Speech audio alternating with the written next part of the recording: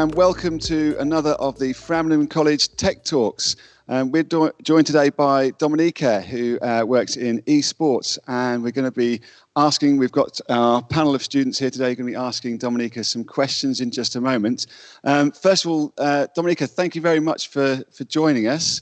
And this is now our third Tech Talk where we've been talking to women that have different, a varied variety of different roles in the technology and computing industries. And it's very interesting to speak to someone today that's working in the esports field, somewhere that's quite a fairly emerging area. And so, first of all, Dominika, thank you, just say thank you for joining us today. How are you?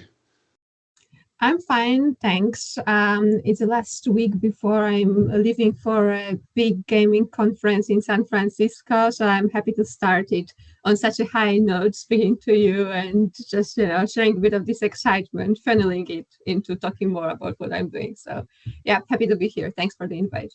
Thank you. Brilliant, brilliant. And that sounds very exciting. So if I hand over to you to tell us a little bit about what you do. Absolutely.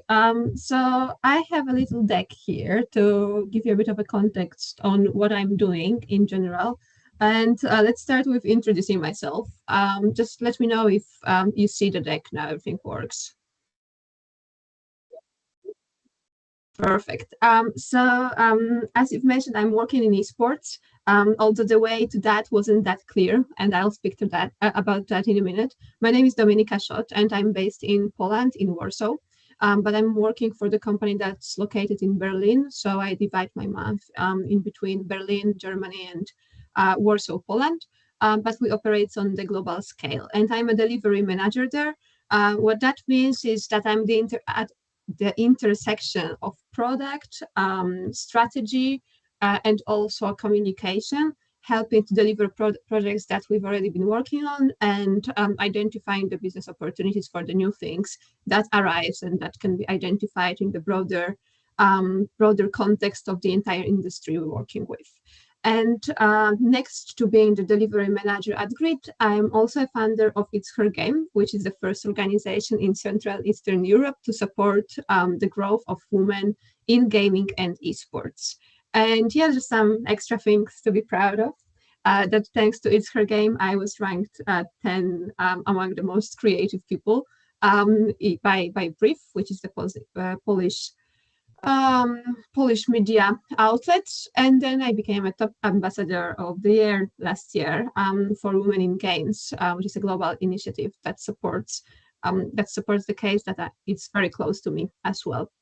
And I'm telling about that only because both of those rewards, those recognition, were a great pleasure for me to receive because they were actually granted for my work toward supporting women in both of the fields in gaming and esports. So it's great that the voice has been heard. And to give you a bit of a context on how I came to the point where I am now. Traditional, let's put it this way, or regular part of gaming/esports world. I've started as a marketing and operations manager at the game developer and publisher called Movie Games. At the time once I've joined Movie Games, it was a tiny studio, something around 10 people was working there, and we've scaled that up over the course of 2 years to grow to 150. We've introduced the company to the stock market, so it's listed now in Poland. Yeah, it was a very, very dynamic and very intense period of time, after which I was approached by Huawei and offered a position within the company to lead the gaming business vertical, specifically focused on mobile games and growing the Huawei presence in the mobile gaming sector, supporting the dedicated activations, organization of the esports tournaments, management of users and communities. So that was a time once I had a really good experience working in the corporate environment. But after over the year, I've realized that my heart belongs to startups, and I didn't really know how to get back to this field because I was already working in the corporate. I was wondering how to find my way back, and at that point, I started to record It's Her Game. It's Her Game started as a podcast, and hence the little yellow star here, because it helped me to build my presence in the industry, helped me to get noticed, and I'll speak about that in a minute, why it is important to have your own project. And I was noticed by the CEO of Streamcards, that I've joined shortly after as a VP of operations, helping to establish the strategic plans for the company that's specialized in creating the broadcast innovation for Counter-Strike and for Counter-Strike streams on Twitch. And yes, Streamcards was using the data from Grid. That's how I came across Grid, and I've moved there to work as a delivery manager. And yeah, I've been with them since last year. And the funny thing is that at the time, once I started in movie games, Grid, or even the concept of esports data, didn't really exist. So that should give you a bit of the overview on how progressive and quick the industry is, because I'm here less than 10 years, that's for sure, and probably even less than 8. So over the course of this time, we've managed to establish a like absolutely new part of the industry that I'm currently working in. So if you feel like you don't know where to go or where to like what your career would look like, but still consider joining gaming in esports, I can assure you that just by trying and testing new options, you can find out your way through that, because the industry is constantly expanding, and you never know what type of opportunity could arise next day. And yeah, why is it important to explore that? So as I said, it's an emerging market. The new roles are being constantly formed, either around esports, gaming. On the intersection of that, there's a metaverse now coming in as well, where esports is a largely untapped topic, equally to the data. So there are multiple opportunities within the industry, and some of them may sound a bit intimidating in the beginning once you read the job offers, for example. So it's super important to just go in, start entry level and make connections, start to get a hands-on experience. And yep, to get that only by testing. So how does it look now for me? I have the main focus, which is Grid. And what we do there is we're taking data from the game server and bring that to our data platform, where we categorize data, tag them, and then distribute to the clients. So I know it sounds like a black box. I'm happy to discuss that in more details with you if you're interested in, but I won't go much into that now, not to confuse you. But on the side of that, I also have the personal project of It's Her Game, where I'm recording the podcast, I'm giving the keynotes, organize events, and mentoring schemes. And I also offer the career advising for people who are just about to enter the industry or want to change their roles within their professional career. So a bit about It's Her Game. How it started.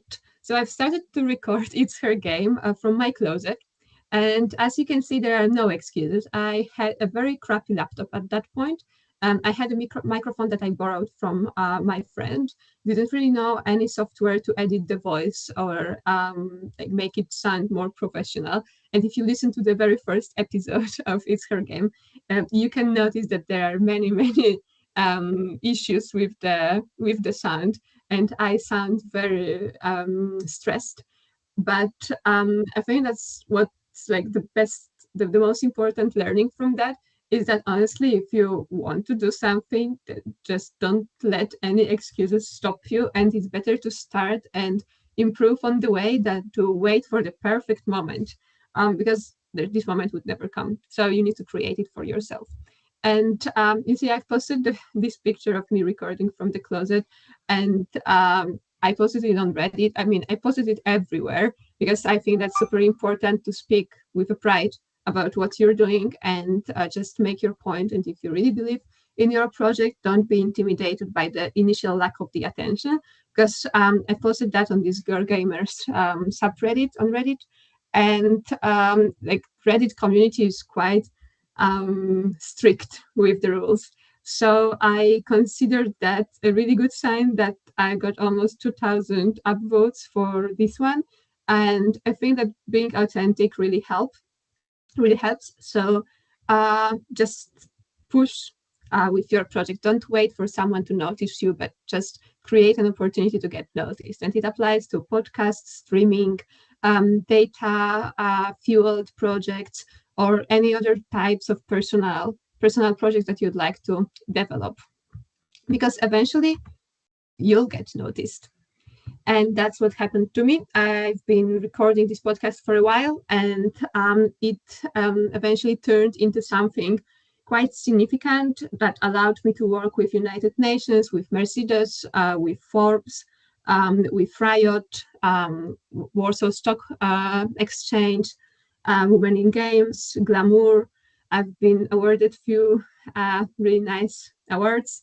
I met like tons of people through doing what I've been doing with It's Her Game, and had a lot of satisfaction from connecting the dots of people from the industry, helping them to achieve great things as well.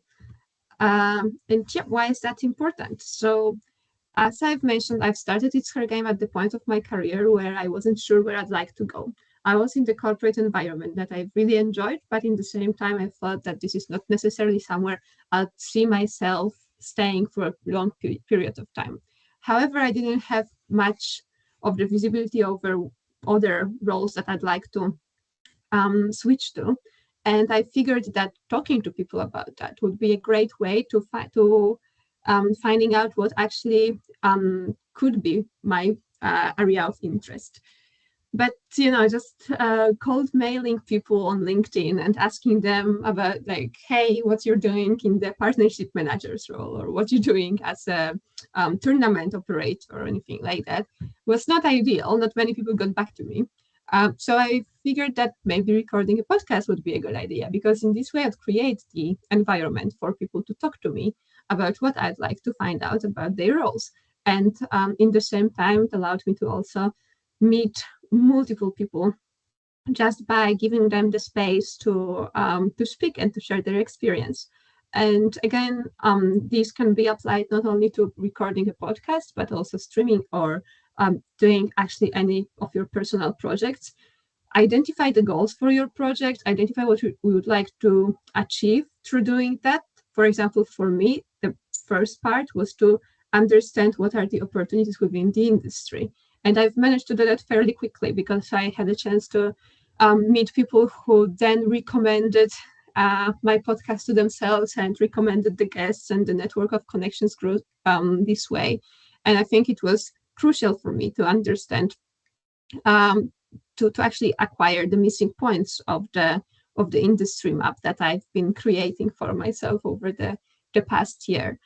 So if anything, it's worth to start your project to get some skills that employees are later looking for in the applicants, in the young talents. Like, for example, self-organization, self-motivation, determination with your project. If you're planning to do something and you deliver over the time, even if you don't have professional experience, but you have something you've been working on personally for a significant part, for not even significant, but some time, you can already give some examples of your goals, of the way you accomplish them, how you overcome the problems on the way, the issues. So this can serve as a really great point for you, especially at the early stage of your career, to stand out from the other applicants and to show that you've already been doing some attempts to professionalize and to acquire the skills that are much sought after in the future professional life.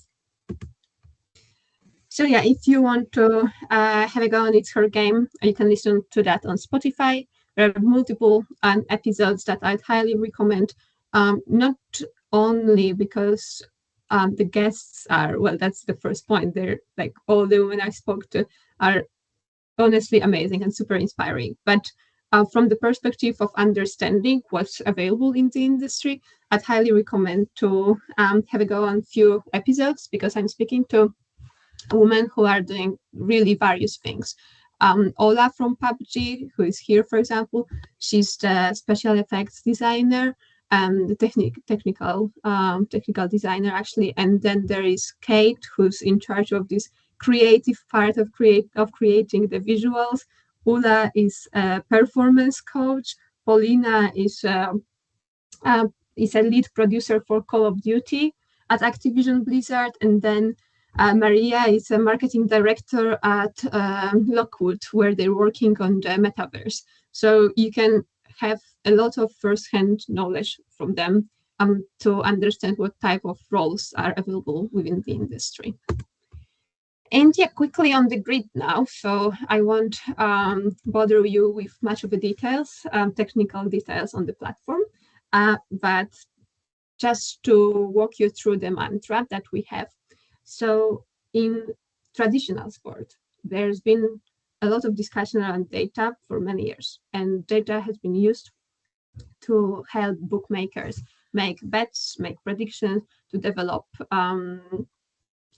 programs to optimize the team's performance, or to help visualizing data for the stats, for the widgets.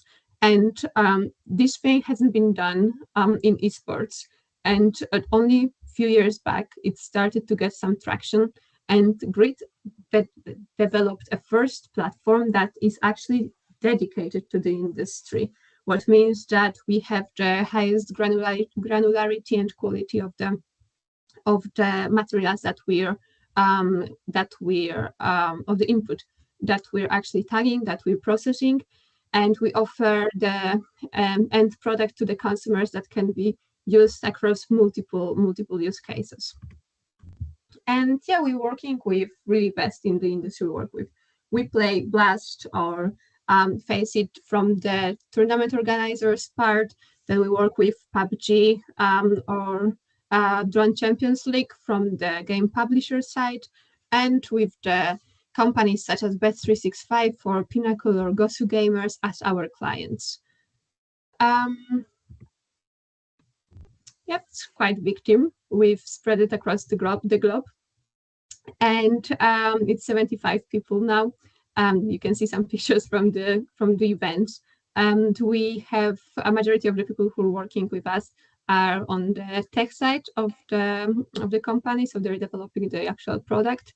But there are also many business roles within the company that supports the further commercialization of the platform itself. So I won't get much into details about what the platform is doing, but I think that showing that I can give you a good understanding of what I'm in charge of. So yeah, I think that would be all for the presentation. And if you have any questions, I'm happy to answer them. That's brilliant, Dominika. Thank you very much. It's really interesting.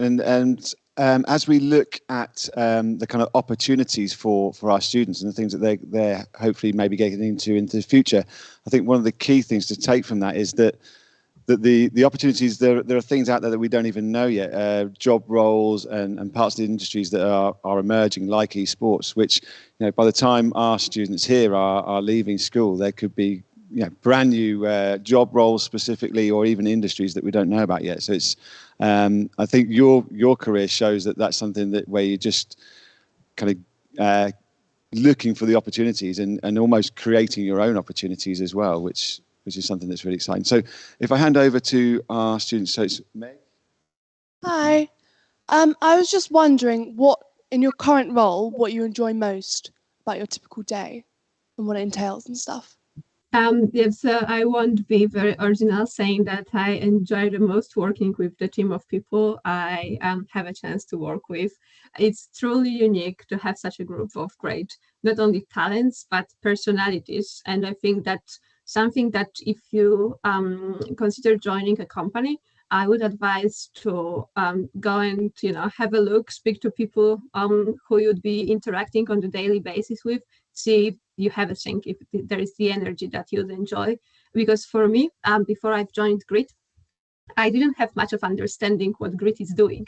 So what convinced me to join was essentially the motivation, the passion of the people I approached to discuss Grit's and Grit's business in general. So yeah, like my biggest joy on the daily basis is that I have a team of super passionate and really just funny people to work with.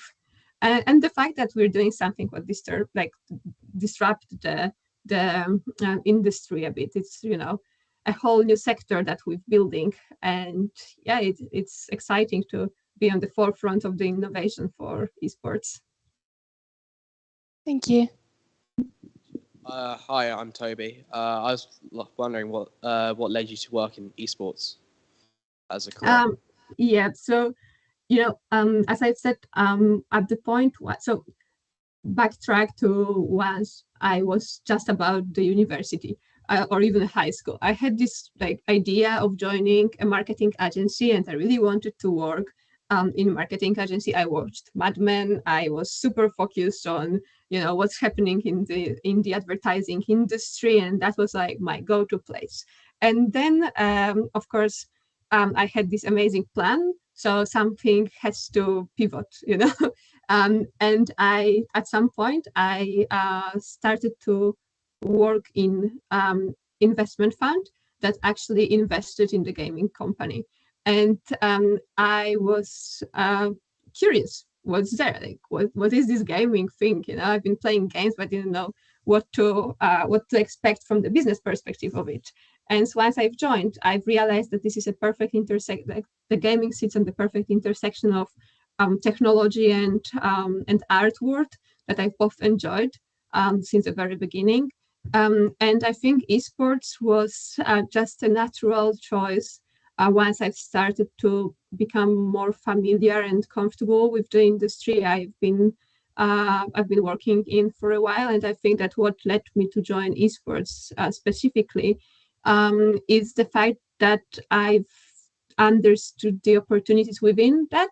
So making connections with people, talking to them, that's what convinced me, and understanding what are the business opportunities and the future for the industry growth. Nice. What led you to? Sorry. What's it like working in esports as a career? So I'd say, well, it's a lot of fun, definitely, because it's very much of a, like I used to say that it's very much of a wild west of the technology world, because like we're using big technologies, like big technological solutions, but we're also merging that with sport, what like from the very beginning is a bit of a exotic combination, and then we need to find the application for that. So I think that what's really exciting to work in esports is that I work with a lot of people with whom I share a similar mindset. So we are a bit of those explorers who are not afraid to just take the step into the darkness and try to find out what's there. And I think it's a constant discovery and a constant mission to see what's around the corner and try to be prepared for that.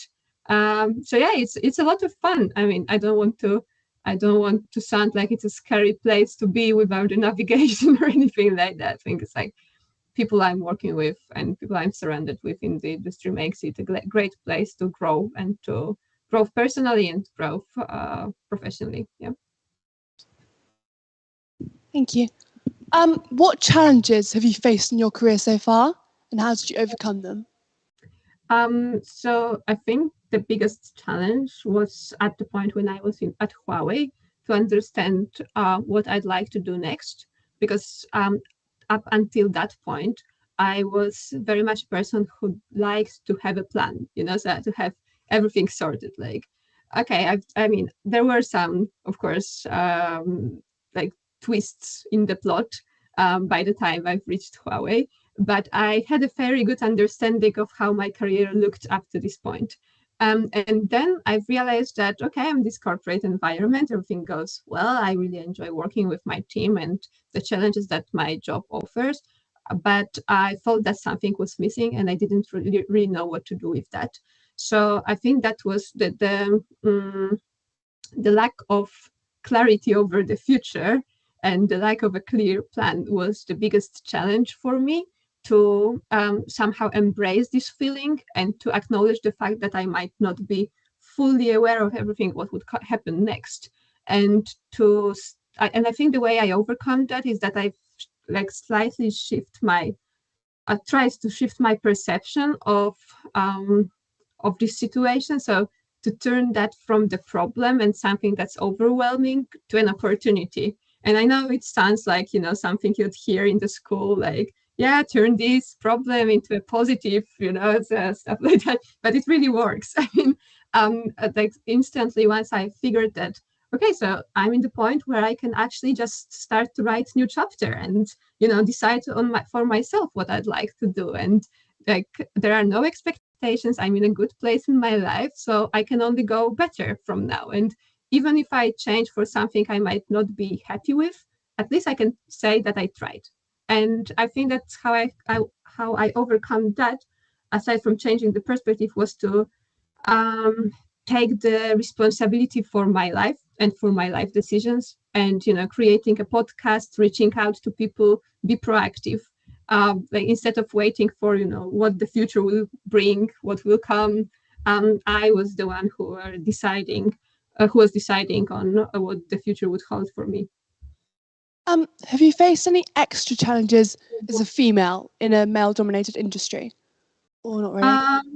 Yeah, I mean, yes, I've faced a few. I didn't have like I didn't have the, let's say, dramatic experience, but I know some female who had that, of course. However, in my case, I think that the biggest challenge to overcome was to like to let go the feeling that I need to prove something, that I'm good enough or interested in the industry enough or interested in gaming enough, like that I'm enough of something. Because I had so many situations in which I was asked the question, you're a girl and you're working in the industry, are you playing any games? And like like if someone asks you about that first time, then you're okay. I mean, it's a question like any other. Me, so they want to get to know me better. They're asking those questions. I can find, kind of the justification for being asked that so many times. But now I'm in the industry for quite a while, and I wouldn't say I'm like very well recognized, but I know that people somehow know who I am, what I'm doing, and that it's not an accident that I'm here.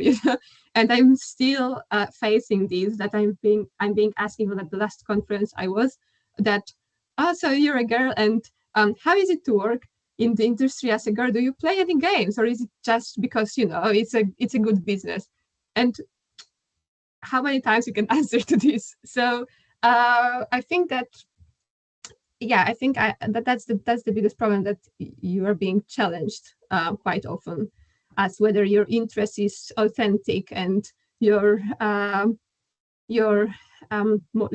motivations are clear, and the fact that people even consider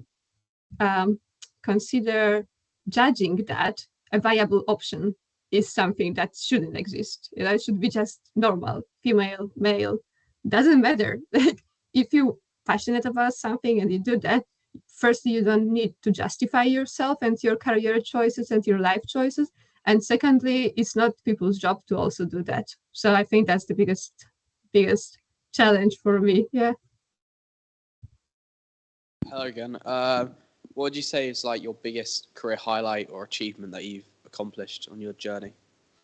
Well, I hope it's still ahead of me, but so far I'd say that just being brave enough to navigate my own career and making choices that weren't always clear, I would consider that my biggest achievements. That I did quite a few leaps of faith in my career once I was entering something without, full understanding of what's behind. Even grit is probably a good example, and I would never have changed that for anything else now. But at the point once I was joining, I didn't know all the pros and cons. So I think that my biggest achievement would be to be well courageous and just brave enough to take responsibility for my choices, and probably proactively seeking for the opportunity within the industry, and also being awarded for It's Her Game with the most creative person in the industry. That's also a nice thing to add. But yeah, aside from that, I think this proactivity and courage. Nice. What do you think why is like computing and like esports a good career to get into?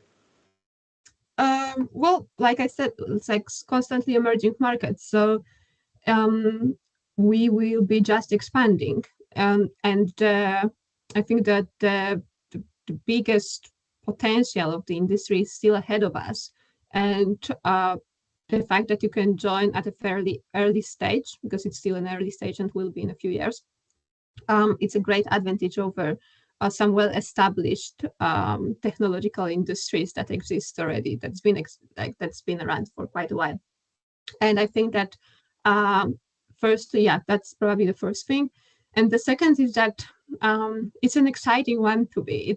You're literally at the intersection of technology and entertainment. So not only you can do technologically advanced projects, but you can also do creative things in the same time and work in the very diversified teams that consist of people from different backgrounds, professional, personal, cultural. So I think it's a great blend of different points of view and different people, different creative mindsets, and just a great place to grow and to be inspired. And if you look for something that challenges you, but in the good way, that you can still strive for something more and you can still learn, then I'd highly advise joining gaming on esports.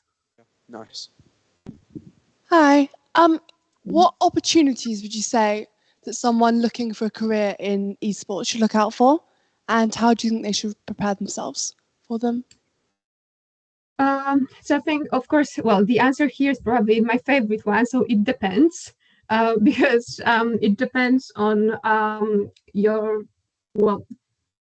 not even your skills, because that's something you can acquire over the time, but rather things you're interested in. So in gaming, so let's start with gaming. In gaming, you can there are a few big areas in gaming that you can be working in. Let's say from the tech perspective, you can work on the product development, like in gaming, in the game development. You can work on developing the game itself, and then be very focused on this programming part of it. You can go into a very creative role that's always on the clash with the tech team, or you can, for example, sit in the middle of that as a technical artist. So that's actually a really interesting role. I would definitely recommend to explore more. It doesn't have enough of the attention that it deserves, and this is the role that sits on the intersection of tech and creative teams, and trying to be this bridge in between. Can be a bit stressful, but it's really interesting one. And then you can also work, of course, in the business part of game dev, but let's not go much into that, because that's another whole topic by itself. But then you can also work for the tech companies, for the hardware and software tech companies. Let's say Huawei is one of the examples of such companies, but also you have Google or you have PlayStation, meaning Sony, or Microsoft that's recently acquired Activision, by the way. And inside those companies, you can also, they are quite traditional and of course more corporate style, but they also offer a lot of opportunities within to work on the software or the hardware part. And then you have this whole emerging sector of innovation, technological innovation within the esports sector. So Grid is, for example, a great example of that. The company and the industry wasn't even around 4 years ago, and now it creates a lot of work opportunities for people who are interested in either front end or back end to work on development of the data platform that categorize those events and evaluate the data from the live games. So I know that my answer to that is quite messy now, but it's only because there are so many opportunities that, once I've started to speak about it and answering your question, I just have more and more of them in my head, and I'd like to share all of them with you. So I think it's an answer that answers for itself, that there's a lot that you can explore. Thank you.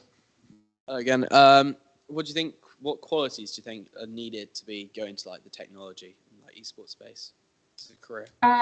Yeah, I think from my experience and from what I see, that to be open-minded is super important, because I would say that those qualities and the skills are two separate things. Of course, you need to work on your skills and you need to develop the professional skills, so understand the proficiency in some programming languages or some softwares, or understanding of foreign languages and all those hard skills.